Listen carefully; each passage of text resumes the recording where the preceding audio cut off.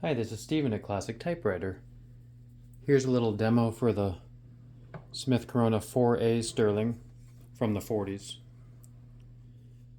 Beautiful utilitarian machine. I'm just going to walk you through a few of the features. Paper supports fold up from the rear. Left and right margin. These are the tab keys. They slide out and you move them over. I dropped that because I was looking at the camera. Goodbye. Anyway, you slide them over to where you want the tabs. And then when you push tab, it'll stop at that point. That's all we need to see in the back. This is the left side paper guide. Yeah, this is the 4A versus the 4S. The 4A has these little paper fingers or paper holders. This little piece here is a carriage lock. So generally you hold the carriage knob with your thumb, push that down, it'll release the carriage and slide over. And then the carriage release lever, which is here, will lock up as well. That's mostly for shipping. This releases the paper rollers. Matching carriage release lever on this side. The plate and ratchets line by line. If you pull this out, it goes freely. Single and double spacing. Selector here. Though there's a black ribbon on here. This selects black. No ribbon lift or red. The none, it won't lift the ribbon vibrator at all, as you can see. And that's if you want to use whiteout or something, or imprint or whatever you want to do back in the day. End of line bell. Margin release.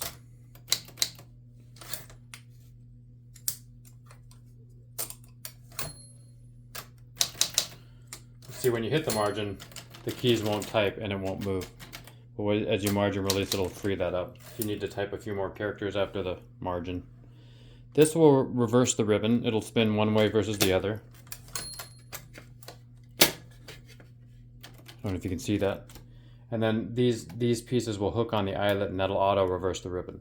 If that ever doesn't work or it's hung up, then you use the manual, which works pretty well. This is the touch selector. A little switch adjusts 1 through 7, depending on how hard or light you would like to type. I like to type lightly. Shift lock, shift, backspace, fairly self-evident. And the tab key again. Just a very beautifully engineered machine.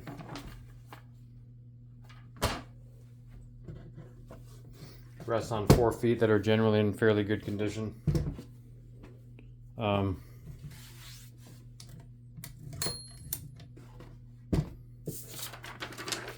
When you're loading paper, you adjust the left side page guide.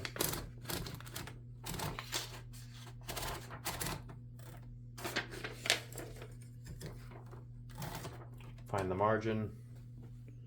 There we are. And I'm just doing all this slowly so I don't forget any steps. This is the 12 character per inch.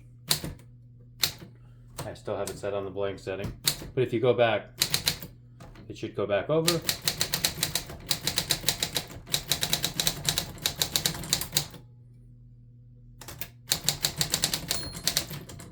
See, I did the margin was too far over.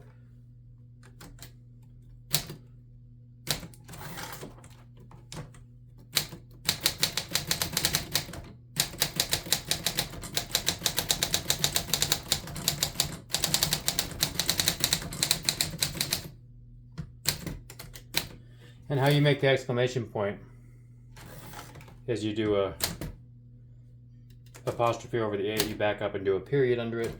And there's no 1 here, so you do L. You just kind of improvise to create the characters you need.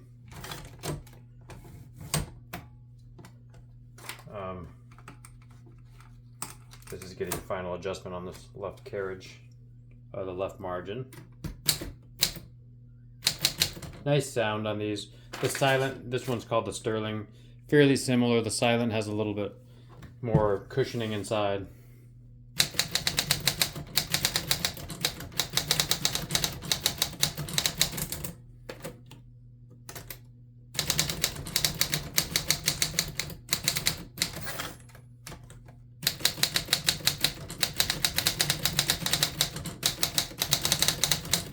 So you can type really fast on these. I'm a little bit rusty because I don't type on one of these as much anymore. But it has like a beautiful typeface.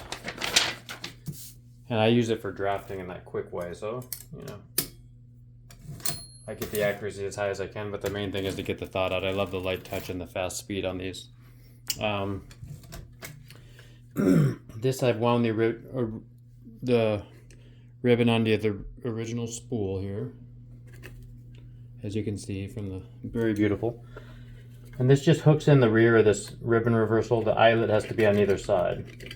Then it slides in and there's a little pin that has to go in one of these holes. So you have to align with that or it won't slip all the way in and it won't advance right. This, to load the ribbon, it just, there's like an opening in the rear of this ribbon vibrator. So I'm holding the ribbon here. You just slip it all the way behind all of this contraption and then hook it in. It's one of the easier ones to feed. Then you take up the slack like that. And you do that on either side. Just make sure the eyelet's on either side of these ribbon reversal methods. And you do need a little eyelet or it won't reverse by itself. And this just clips down. I'm going to lock this carriage because I'm going to show you the case here. So here's the case. This one's in better condition than usual. Notice that there's buttons here that unlatch the top from the bottom. You can type on the bottom if you like. Most people don't elect to do that, but with the machines with the open bottom, you can't set it on your lap because it'll lock up the mechanisms if your soft clothes get in there. This has a hole in the back that goes on this back pin that's shown here. Hook that in first and just adjust the front and clamp it down. There's a little switch right here that releases it and you need to pull up as you release that button and you'll be able to get the machine out.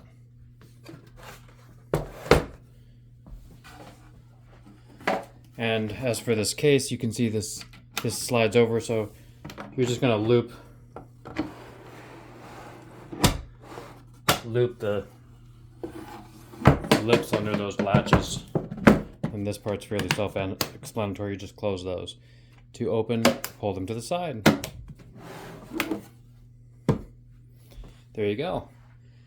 Again, thank you for watching that demo. This is Steven from Classic Typewriter. I hope you enjoy your beautiful new vintage writing machine, and I'll see you on the other side. Right on.